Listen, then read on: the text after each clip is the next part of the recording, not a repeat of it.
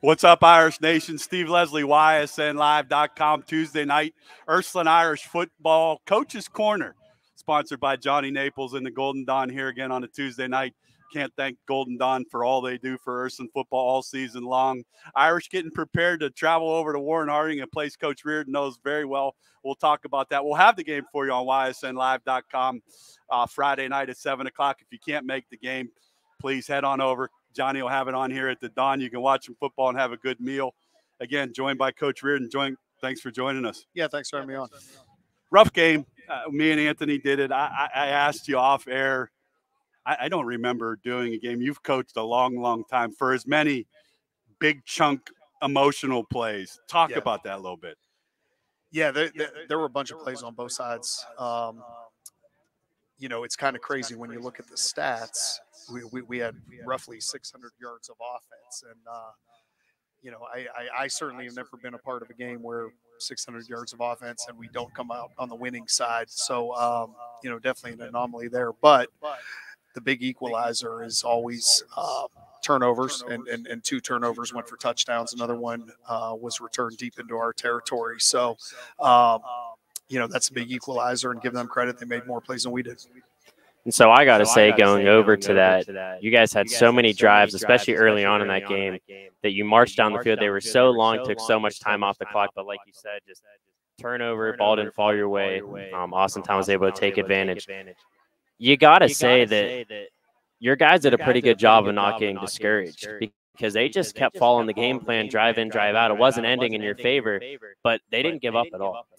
Yeah, I think our guys showed a ton of resiliency and just kept playing, and that's something that we always preach. And I think that the fact that we've had so many games over the past couple of years where we've come from behind or scored in dramatic fashion, or at the very end of the game got a stop, or whatever the case may be, to win the game. I think that builds confidence. I think we've spoken about that before, but I was proud of our kids. Our kids saw that we were moving the football. I mean, even at halftime, we were down 28-0. But I think we punted one time in the first. I think we punted one time all game, in fact. And when you're moving the ball, obviously you have some confidence, and we had a couple untimely turnovers. Obviously, had some big returns.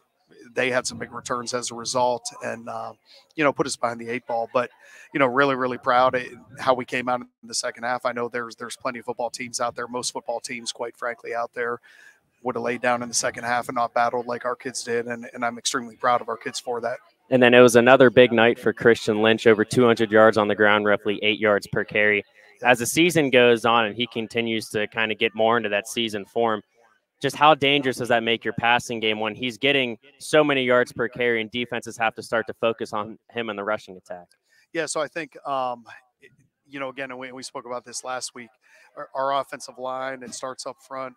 Those guys did a fantastic job. Fitch put a lot of guys in the box. Yeah, it was 5 men at the line of scrimmage almost every play. Our offensive line handled that. Christian was able to hit some seams, and when you have those two things working hand in hand, it opens up some things on the perimeter, and obviously our receivers, DC Farrell. I think he had 182 or 187 total receiving yards or something like that. So he had a really big night. Will Burney had some big receptions as well. And, it all works together. But, everything we do, and I say it every week because it's true, it starts with those guys up front and they're, the pressure that Fitch was putting on us, and some of the blitzes and the amount of resources they're putting in the box, and the fact that our guys were handling that shows how talented they are. And then statistic-wise, of course, statistics don't always tell the story of a football game, but something that stuck out to me from what I was looking at, I believe you guys were 8 for 14 on third down conversions on Friday night. Just talk a little bit about the progression you've seen from Jack Erickson through the early parts of the season, because a lot of people may forget that this is his first year as a starting varsity quarterback for the Ursuline Irish. And to be at the helm and to kind of orchestrate the offense, 8 for 14 against arguably one of the best defenses in the area, a lot of athletes flying around for Fitch. Yep. Just talk about his progression through the first few weeks of the season. Yeah, so Jack on the season is completing right around 70% of his passes, which I think he's like 68.5 or something like that. a week ago, he was over 70%. He dropped slightly below it after the Fitch game. So, he's been very efficient when we've asked him to pass. Again, going back to our run game, we've been able to dictate for the most part when we want to pass, and that certainly helps. But it also, you don't just complete 70% of your passes because the offensive line is playing well. You have to be doing something right, and Jack certainly is. For the most part, he's making good decisions. He missed a couple passes. It resulted in a couple turnovers the other night, and he's going to grow from that. And that's one of the things about Jack. He's a very, very smart young man, and he has a lot of grit. He works hard. He does all those things that you want out of that position, and because of that, he's going to have a ton of growth. With Coach Reardon, Coach's Corner, Week 5, we'll get to Harding. We'll put this Fitch game to sleep. A couple things you brought up that are huge for me. You went in at halftime. First thing we said right away was Shard. Same type of game. That was in some ways, yeah. That's when you've been a part of a lot of special groups. Yeah. We kind of felt it. So then you come out and a Jack Erickson, a Christian Lynch, kind of learn from how special this maybe group of senior leaders is. Again, some big plays, a couple huge mistakes, but you said it best, and I'll say it. A lot of football teams are going to let the 30-point rule run, let the clock run, and let's go home. Complete opposite. I had nothing but total respect for the whole group, from staff to players to student body, on how you just keep playing. Is that an extension of confidence that's built for this senior group and these younger kids to see over these last 3-4 years? Yeah, I think that's a big part of it. I think, we every single day we start practice with about 15 to 20 minutes of we go through Proverbs, and we 31 Proverbs. We have one for each day of the month. Coach Logan leads that for us. And, we do a lot of character building, and a lot of lessons come from that 15 to 20 minutes every day. It's something that we kind of hang our hat on. When things aren't going well, we refer back to a proverb from 2 days ago or whatever it is. And, there's always a message that we can tie in. So I think that that's a big part of it. I think, going back, a couple years ago, after the 2019 season, we were not a very good football team. We were 2-8. 2020, we started the season against Cheney, and Cheney was very talented. And at the end of that first half, Cheney had 1st and goal, and we were able to stop them on 4 consecutive downs, keep them out of the end zone. Took over from there. And ever since that drive, our confidence in our program changed. So we went from being a 2-8 football team to opening night. We stopped a very talented team on 1st and goal, held on 4 consecutive plays to keep the shutout going into halftime. And, we've gotten a little more confidence. The next year we had come from behind, crazy wins, Fitch, Harding, Glenville, and so on. So our kids know that if they keep playing, something good is going to happen. And that's something very, very valuable. The other thing that we talked about at halftime, we're not 28-0, and shell shocked, I think, would be an appropriate word. At halftime, the thing that we talked to our kids about was, forget the first half.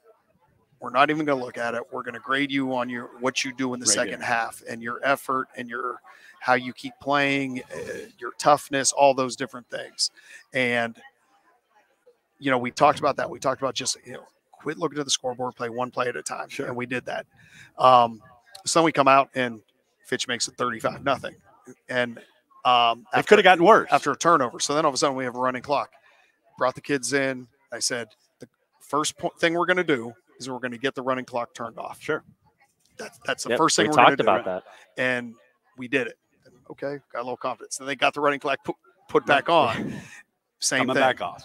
We got to turn back off. And then, we got to stop. And then we got, backed it up with the score. And things, then just more and more momentum. Emotion. And when you get momentum is a powerful thing. If you're on the right side of it or the wrong you side. can see the switch. It switched in a hurry. It definitely switches. It definitely switched. And, it's a very powerful thing, and our kids, saw it. And, honestly, if there's 3 more minutes on the clock, Probably win. I feel real good that we would have won the game. It's almost like we just ran out of Yeah, time a little bit. I want to ask you this because this is what I was most impressed with. Being down that much, you expend a lot of energy.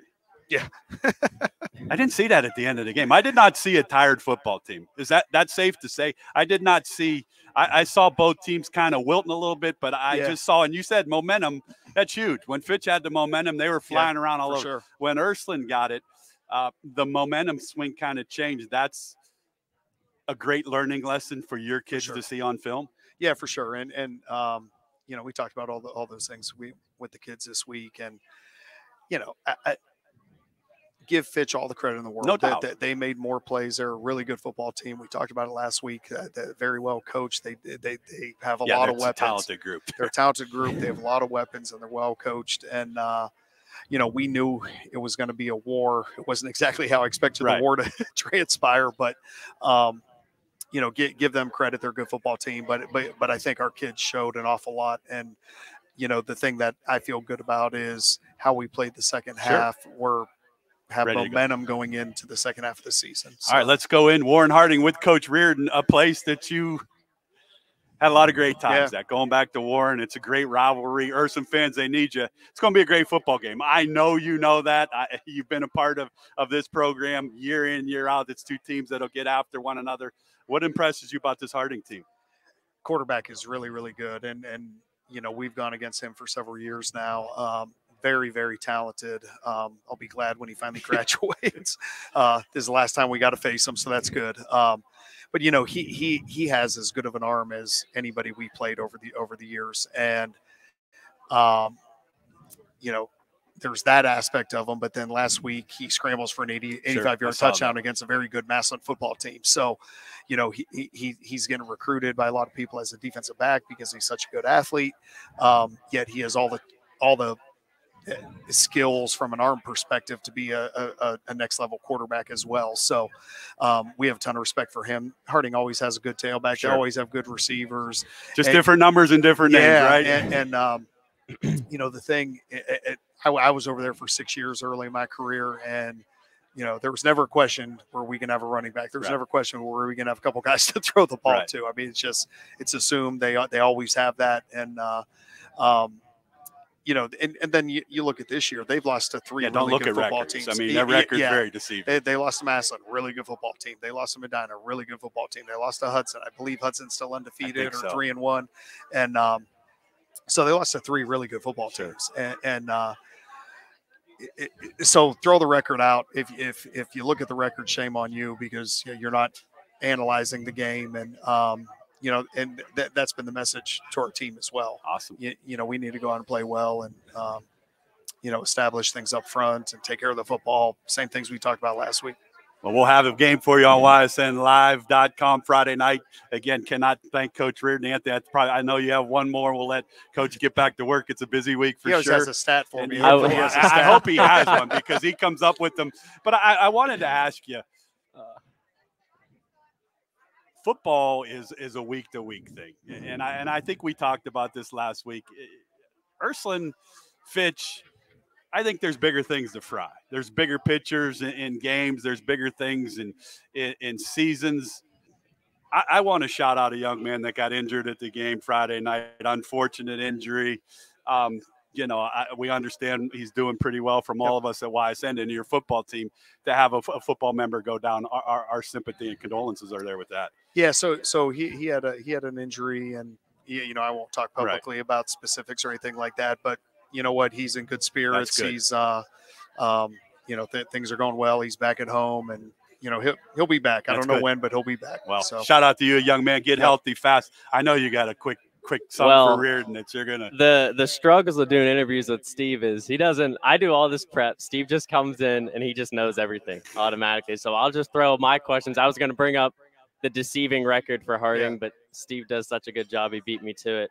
I mean, if we want to incorporate a stat, I guess that could be something we do each week. Incorporate a stat. We can go back to the total offense last week for you guys. Almost 600 yards of total offense. You were saying There's not many times that you'll see a number like that and you'll come out on the losing end. You always look to take positives away from any loss. I think that that's a number that when you look back at film, you look back at the way your offense was able to move the ball. That's something that is a positive moving forward. Yeah, so there's a couple of things, and I think we may have talked about it at some point, but we look at a handful of things as a staff, kind of our analytics that we always look at. And the first thing is turnover margin. We lost that 4-1, and I'm including the one is the onside kick that we recovered. The second one is positive play percentage, and I'll come back to that in a minute. Impact plays, and we have a number of impact plays. An offensive play over 20 yards, any scoring play, kickoff return past the 50, and so on and so forth. Okay, so you can probably figure out what an impact play is. Those ones, what am I missing? And then rushing yards and penalty yards.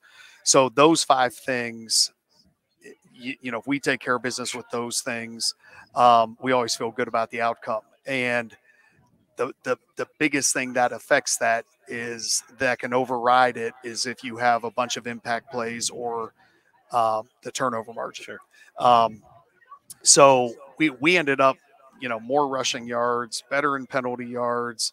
Positive play percentage was relatively close, but we lose, and we actually won the impact play margin. How we chart that, 14-10.